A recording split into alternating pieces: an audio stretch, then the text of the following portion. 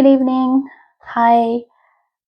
It is the 23rd of March, 2025, and welcome back. I It's been a day.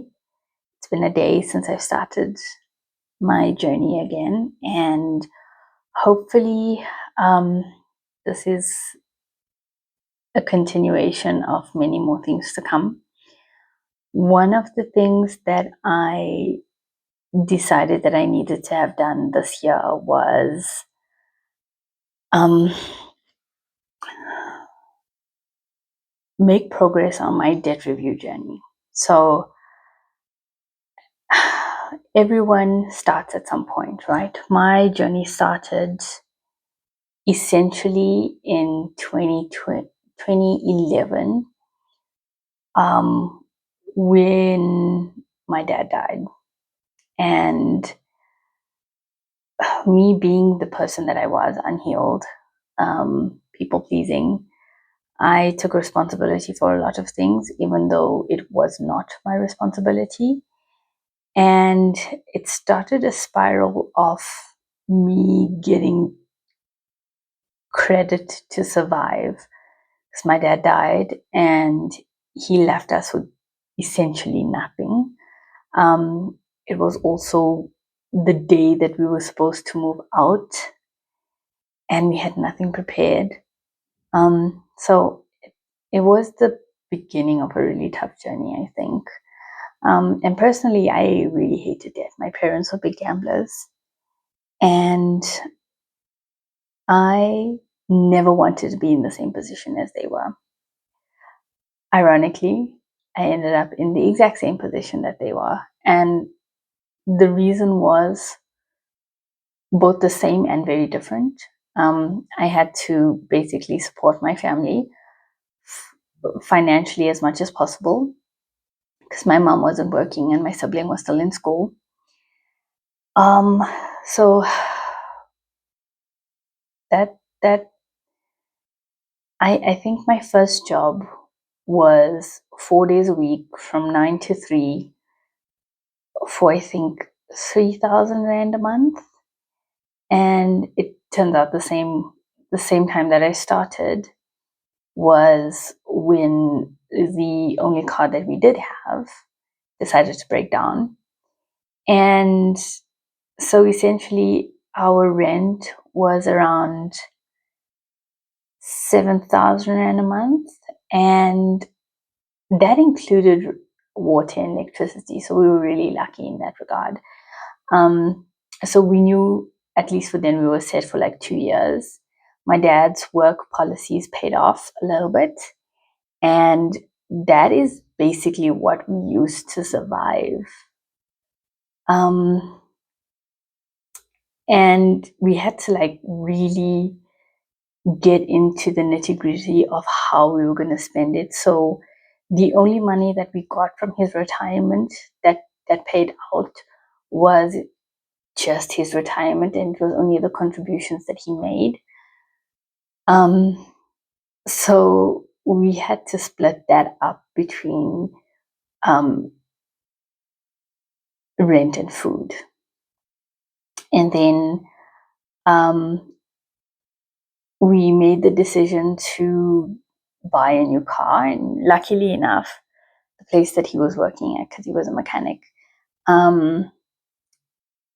we were informed that there was a special on the new cars that were coming out. And so we decided to take a portion of that money and buy that car. But with that came insurance and fuel.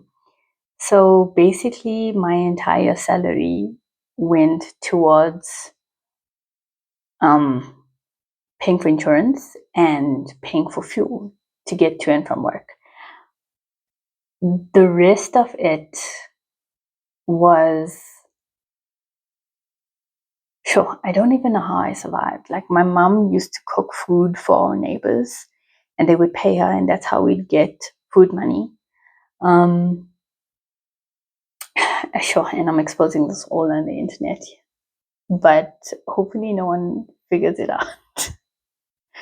I'm assuming at some point someone will, but hopefully I get brave enough to be able to put a face to the name when that happens, because obviously nothing is inevitable.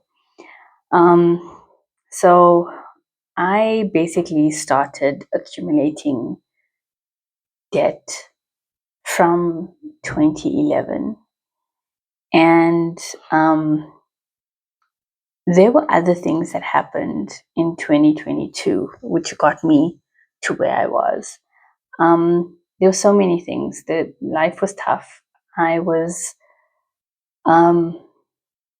diagnosed with a chronic illness in 2017. I couldn't work for a while. And then my sibling got a partner, and that turned out to be a disaster. But also, I came across a lot of revelations that were eye-opening for me, and I decided to move out. And I did that because I knew my sibling earned enough to be able to cover their expenses, their personal expenses, and the household expenses. And I did this expecting that it would not be a problem, right? Which obviously was a big misunderstanding on my side. Then I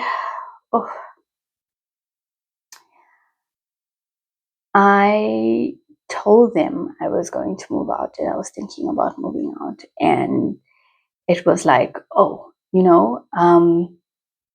are you able to cover all of the expenses that you do now? And I was attempting to make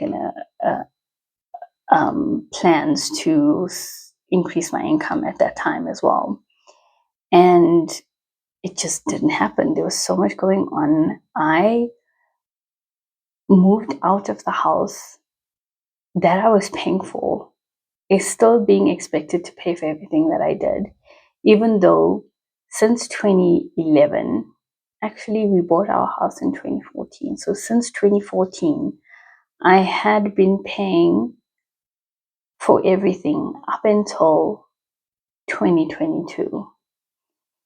And my sibling had only been contributing to that house for the last maybe 2 or 3 years at that point. And they basically had no debt because they got bursaries for studying. So again, misconception on my side, but that's essentially how it all started. And then I moved out in December 2020, and I realized that I was so mentally and emotionally exhausted that I couldn't do anything besides get up and go to work and come back home. And because I decided to move out, my entire family completely vilified me. Like, how could you do this to your mother? You're supposed to be supporting her at this time because she's close to retirement. And I'm like, why is it only my responsibility? I never caught a break. And turns out my sibling was also a little bit stupid. And I'm saying stupid because I'm sure they acknowledge it. Now they see the errors of their ways, but it's not something that's spoken about in our family. And I realize that I'm a completely different person. Anyway, back to the point. So, along with everything else, I ended up coming under extreme stress because my expenses would double what I was earning, and I couldn't survive. And to top it off, I was battered verbally and emotionally and mentally by my family. So I made the decision to tell them to at least make everything, take over everything for the next few years. And I didn't exactly give them the choice. But in addition, I made them pay for the things that I was supposed to be paid for, even though it was coming off my account. So I did manage to get there. But even with that, I realized that I had so much debt accumulated that I couldn't, for the first time in my life, I was returning debit orders and choosing which one to pay. And it was kite flying. And it was the most stressful time of my life. And I never ever wish to go back there. I would never ever wish for anyone to go through that. So I made the decision to contact the financial services at work and ask them to help me with a solution. And they looked at my finances and came up with debt review. Now, whenever you see someone in our economy and you tell them that you are thinking about going under debt review, they will always tell you it's the worst decision of your life. And doing my research, it took me 6 months doing my research, making sure my sibling wouldn't be affected by the decisions that I was making.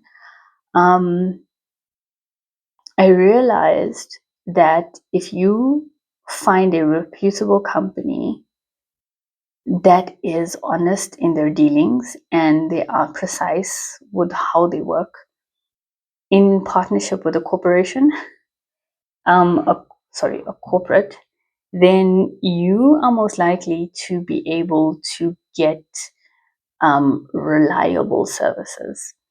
So I decided to do that, and this is how I started off. This is where I started off. So we're gonna go through my debt, and I'm going to complete all of the amounts of every debt that I've had from the beginning. So as you can see, this does not include the bond that I have for the house that my mom's living in. Because obviously this is not consumer debt, and eventually that'll pay off for me. So what I'm trying to get rid of is my consumer debt. So let's begin. So the first one I had, my medical aid, I pay like 6,000 Rand for my medical aid. And people might be like, that's ridiculous. But the plan that I'm on now pays for essentially everything, and including pathology, which is a big part of my regular checkups. And that everyone knows, if you're in South Africa, that could just the bare minimum pathology that you go for could cost you 4,000 Rand at a minimum. So considering my chronic illnesses, they can range between 5 and 15,000 Rand. And I do not want to be responsible for that. So when I started off, I had debt of 445 Rand, 86 cents. The amount that I told them I could pay a month was 150 Rand. I attempted studying at UNISA, and obviously I couldn't afford it.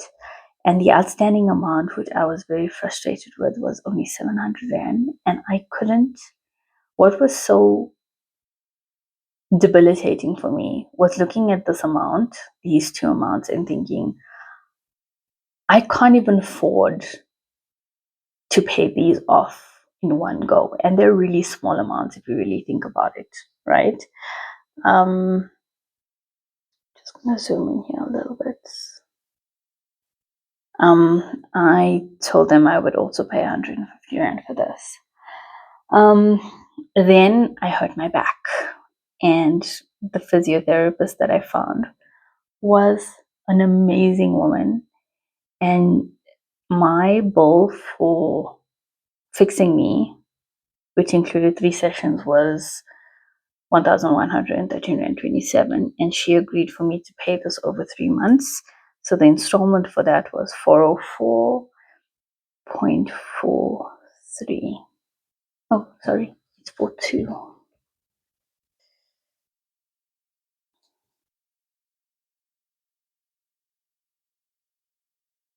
No, why is my pen not working? Okay. Let's see.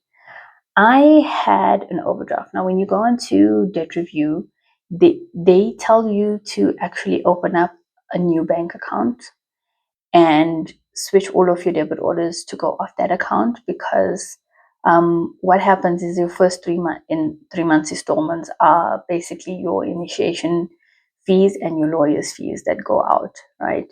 I'll get to you'll see towards the end. I'll give you the debt review, the debt review debit order that was taken off my account. So now I imagine three months of those, right? Oh, I think it was 2 months, and then the third month would be the first payment to your debt that they would make. So all of the credit that I had with my original bank, I had an overdraft, I had a revolving loan, I had FNB has this credit fusion credit thing that you can do, so it adds a credit facility on your account, which is basically like an overdraft but slightly different. I don't know how to explain it now. So that I stopped paying, and the FNB just deducted an amount up until it got to 1,516 rand 2 cents, and I never paid anything till today. I have not paid anything. Then I have my personal loan one, which I took a really long time ago. So all of these loans I had taken because it was planned that I would use this to to pay for my rent deposit and have supplementary rent for at least 3 to 5 months. But um, when you have family members that expect everything from you will not be able to follow your plans unless you have a really strong, thick skin and you're able to say no without feeling so guilty. And that was not me at that point. So the first loan I had started off, I think, in June at 25,000. I couldn't get the exact amount because at that point I was so terrified of looking at my expenses that I did not know whether I was going to be able to, what my actual debt was. The payment for that was 458.38.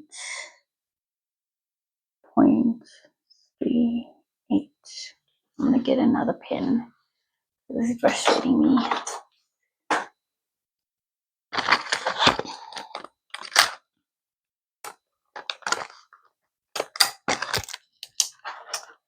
Okay, let's see if this works. Yay. Okay, loan 2. This is actually a direct access loan, and if anyone in South Africa is listening to this, I don't care how desperate you are. These people prey on your desperation, right? I was one of those, and I fell for it. And you'll see I've worked this out. I've looked at all of at the amount that I've paid till date, and it's been 3 years, and you will be surprised in how little this amount has reduced, considering the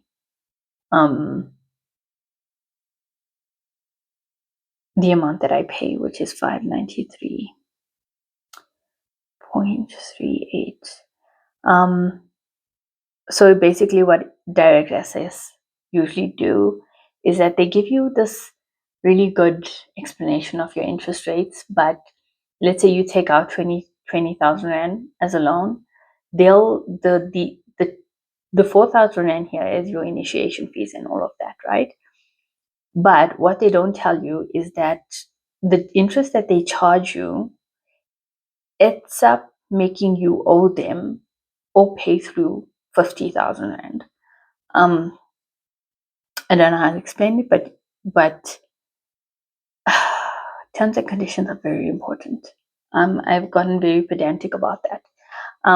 Personal loan number 3, this was a big one. This was 83,207.50, and the payment for this was negotiated down to 1,502 Rand 0.34. The Fusion Credit essentially became a loan, but in order for me to be able to distinguish what they are, I just labeled it Fusion Credit, and that was 27,503 Rand 50, and the payment on this was 458.39. My credit card, I actually really miss my credit card because the amount of benefits that I got, like in South Africa, you'll know if you have an F&B account and you have a credit card, whenever you fill at an engine, you get mad e-bucks. It's amazing. Like the loyalty, the e-bucks that I used to get from my credit card, I used to save so I would be able to survive off that in January. We all know how difficult January is for everyone in this country, right? So this was 50529.62, and the installment negotiated was 825.06. So my vehicle finance, funny enough, when I got this, I wasn't supposed to get my car for me.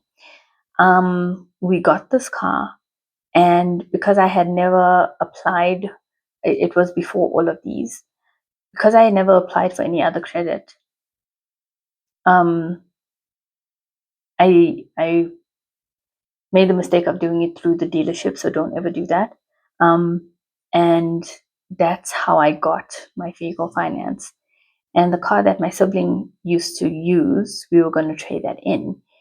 And when we got this car, they all of a sudden decided, you know what, let us keep this car and then next we'll pay for it, for the new car. And in a sense, I was relieved that I'd be doing that, but I was also really pissed off because initially the payment was almost 6,000 Rand.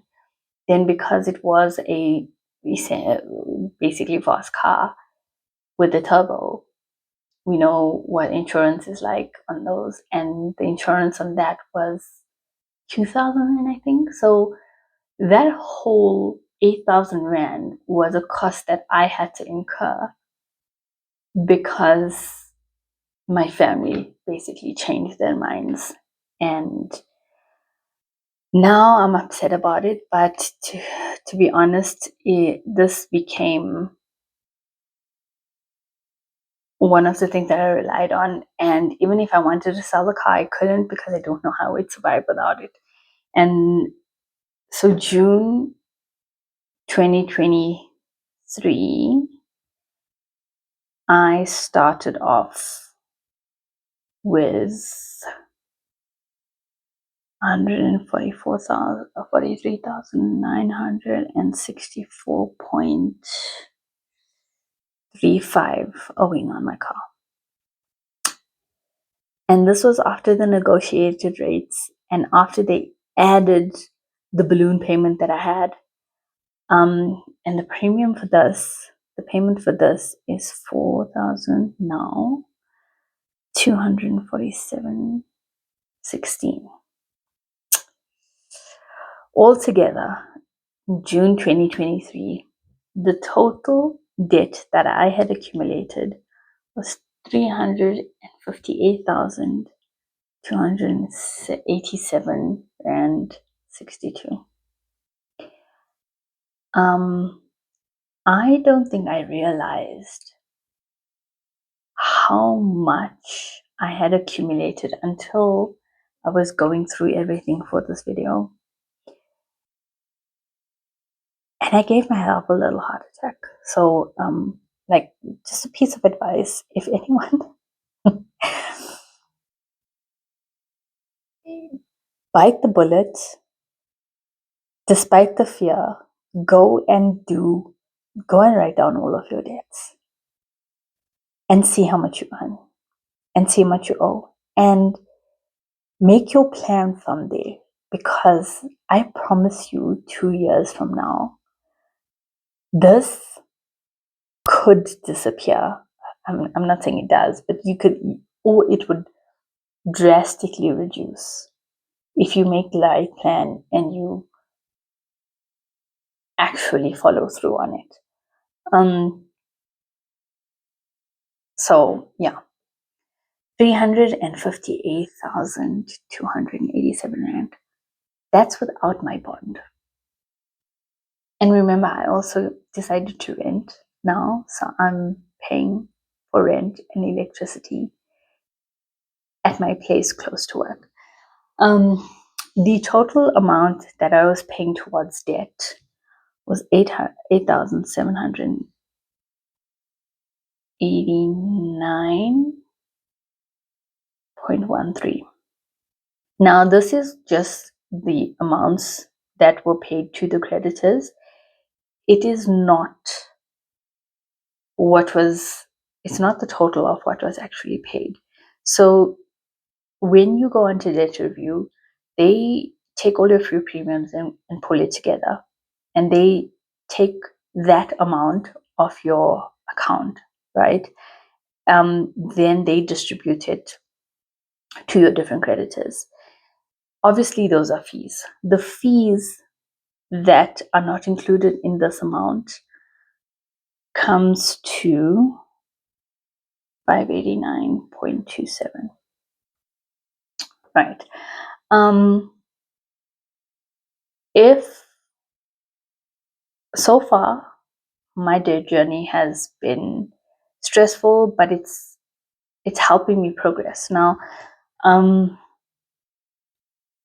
look at this amount with my rent, with my